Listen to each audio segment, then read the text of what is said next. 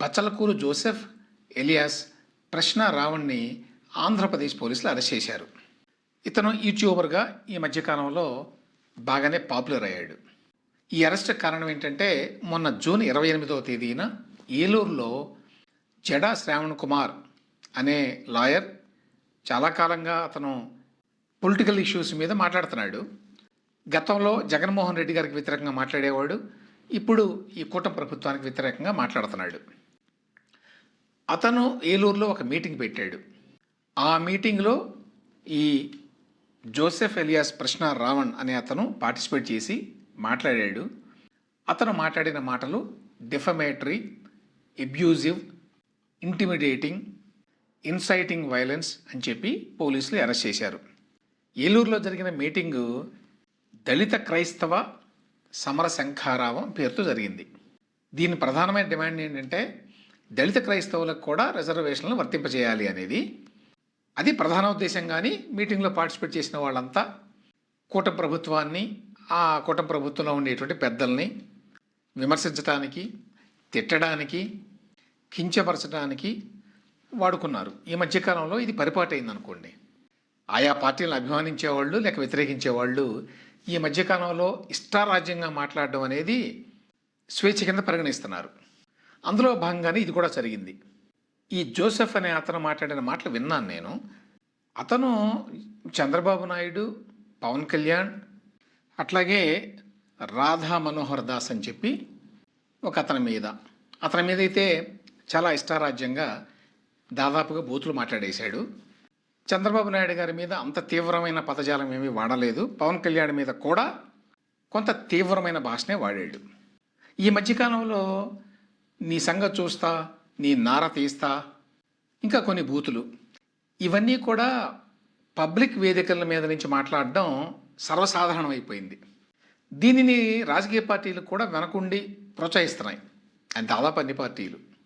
Especially ఒక party ప్రతిపక్షంలో ఉన్నప్పుడు ఎవరైనా అట్లా తిడతా ఉంటే అధికారంలో ఉన్న వాళ్ళని వాళ్ళు ప్రోత్సహిస్తున్నారు. మేము మీకు అండగా ఉంటాం అని వెనక నుంచి భరోసా ఇస్తున్నారు. ఇది 2019 నుంచి మొదలైంది. ప్రస్తుతం అది ఆంధ్రప్రదేశ్లో రాజకీయ సంస్కృతిలో ఒక భాగమైంది. సో ఆ విధంగా ఈ ప్రశ్న రావణ్ ఎలియాస్ బచ్చలకూరు జోసెఫ్ అనే అతను కూడా మాట్లాడాడు. దీని మీద పిఠాపురంలో ఈ రావణ్ అనే అతని మీద కేసు నమోదైంది. బొజ్జా కుమారట జనసేన పార్టీ లీడర్. ఎందుకంటే పవన్ కళ్యాణ్ని తిట్టాడు కాబట్టి అతను రిటర్న్గా ఒక కంప్లైంట్ ఇచ్చాడు. జూన్ 29వ తేదీన, అంటే నెక్స్ట్ డేనే. కేసు పెట్టినప్పుడు ఇన్ఫర్మేషన్ టెక్నాలజీ యాక్ట్ 2000 కింద పెట్టారు, డిజిటల్ డెఫమేషను అఫెన్సివ్ కంటెంట్ అని. అయితే ఆ తర్వాత అడిషనల్గా కొన్ని సెక్షన్స్ కూడా పెట్టారట.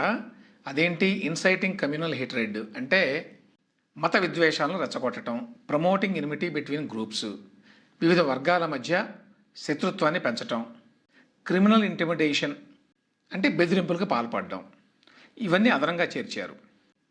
అయితే ఇతన్ని పోలీసులు హైదరాబాద్లో అరెస్ట్ చేసి తీసుకెళ్ళి మేజిస్ట్రేట్ గారి ముందు ప్రవేశపెడితే మేజిస్ట్రేట్ గారు వెంటనే బెయిల్ ఇచ్చారు. బెయిల్ ఇచ్చిన వెంటనే, అతను బయటకు వచ్చిన వెంటనే మళ్ళీ సర్పవరం పోలీస్ స్టేషన్లో ఒక కేసు నమోదైంది అని చెప్పి మళ్ళీ అరెస్ట్ చేశారు. ఈ కేసు వేరే కేసు. ఇదేంటంటే పిఠాపురంలో ఒక స్కూల్లో ఏదో గొడవ అయిందట పిల్లల మధ్య.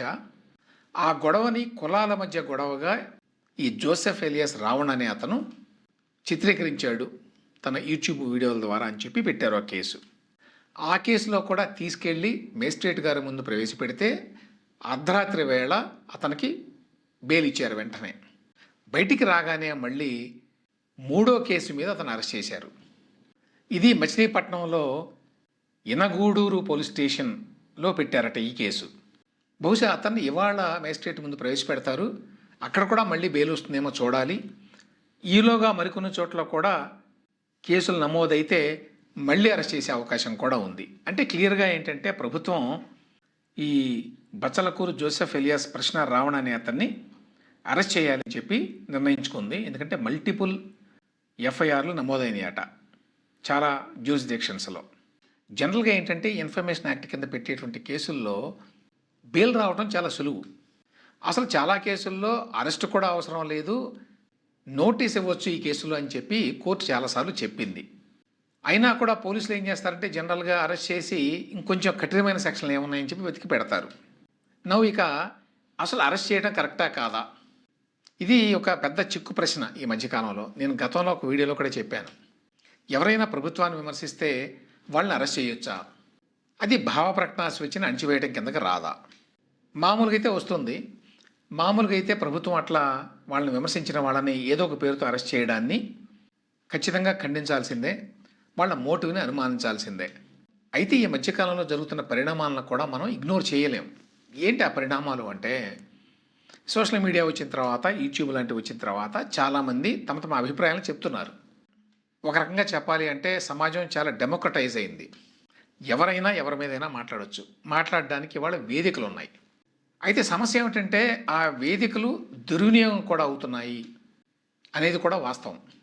నేను గతంలోనే చెప్పినట్టుగా ఏది లెజిటిమేట్ క్రిటిసిజము, ఏది అబ్యూజు, ఏది ఫ్రీడమ్ ఆఫ్ ఎక్స్ప్రెషను, ఏది డిఫమేటరీ, ఏది విమర్శ, ఏది తిట్టు, ఏది ఖండన, ఏది బూతు, వీటికి సంబంధించినటువంటి క్లారిటీ మన చట్టాల్లో లేదు ఇప్పటిదాకా.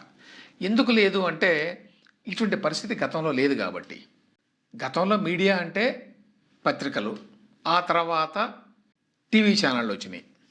వాటికి సంబంధించి గతంలో చట్టాలను ఏర్పాటు చేశారు. ముఖ్యంగా ప్రింట్ మీడియాని ఉద్దేశించే ఉన్నాయి చట్టాలు గతంలో. ఆ తర్వాత ఎలక్ట్రానిక్ మీడియాని కూడా జోడించారు. ఇప్పుడు సోషల్ మీడియా వచ్చింది. ఇది విస్తారంగా పెరిగిపోయింది. దీనికి సంబంధించి కొన్ని చట్టాలు ఉన్నాయి. ఇన్ఫర్మేషన్ యాక్ట్ 2000 అని చెప్పి. కానీ ఇప్పుడు జరుగుతున్న పరిణామాలను అడ్రస్ చేయడానికి ఆ చట్టాలు సరిపోతాయా? ఈ నేపథ్యంలోనే పవన్ కళ్యాణ్ ఒక స్టేట్మెంట్ ఇచ్చాడు తాజాగా. మేము ఈ సోషల్ మీడియా పోస్టులకు సంబంధించి, ఈ విధంగా తిట్టడానికి సంబంధించి ఒక చట్టాన్ని తీసుకురావాలని చెప్పి అనుకుంటున్నాము అని. మంచిదే ఆ రకమైన చట్టాన్ని తీసుకొస్తే. కానీ ఆ చట్టాన్ని తీసుకురావడం అంత సులభమైన విషయం ఏమీ కాదు. ఎందుకంటే నేను ఇంతకుముందు చెప్పినట్టు ఏది విమర్శ, ఏది తిట్టు అనే దాన్ని చట్టపరంగా డిఫైన్ చేయడం చాలా కష్టం. ఇప్పుడు ఈ ప్రశ్న రావణ అనే అతనే మాట్లాడిన మాటలు విన్నాను నేను. మామూలుగా అయితే నేను అటువంటి వీడియోలను చూడను, వినను. ఎందుకంటే అవి తిట్లు తెప్పితే ఏమి ఉండదు కాబట్టి. కానీ ఇప్పుడు దీని గురించి మాట్లాడాలి కాబట్టి చూశాను. ప్రధానంగా అతను కొన్ని రచ్చగొట్టేటువంటి వ్యాఖ్యలు చేశాడు.